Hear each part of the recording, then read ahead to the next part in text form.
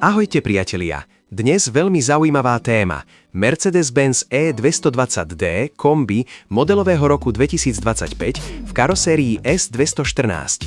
Ide o prémiové kombi biznis triedy, ktoré spája komfort, moderné technológie a úspornosť. Vozidlo pohája 2,0 litrový naftový motor s výkonom 145 kW, teda 197 koní a krútiacim momentom 440 Nm. Spolupracuje s 9-stupňovou automatickou prehodovkou 9G Tronic.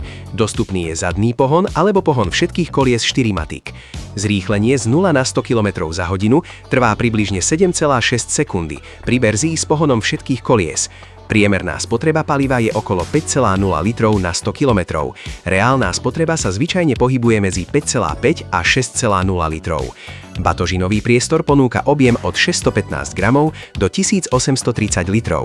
Exteriér vyniká moderným dizajnom novej triedy E a interiér ponúka digitálny kokpit, prémiové materiály a širokú škálu bezpečnostných systémov. Ďakujeme za sledovanie a za vaše lajky. Prihlášte sa na odber, ak máte radi autá. Dovidenia.